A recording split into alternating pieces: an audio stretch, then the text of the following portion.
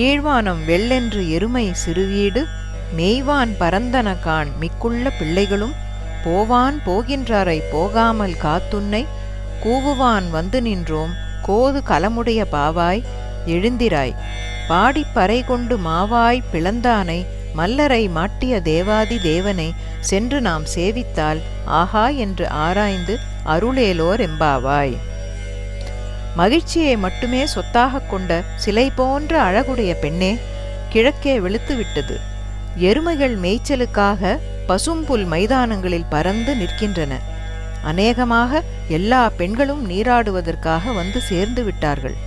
அவர்கள் உடனே குளிக்கப் போக வேண்டும் என்று அவசரப்படுத்துகிறார்கள். அவர்களை உனக்காக தடுத்து நிறுத்திவிட்டு உன்னை கூவி கூவி அழைக்கிறோம். கேசி என்னும் அரக்கன் குதிரை வடிவில் வந்தபோது அதன் வாயை பிளந்து கொன்றவனும் கம்சனால் அனுப்ப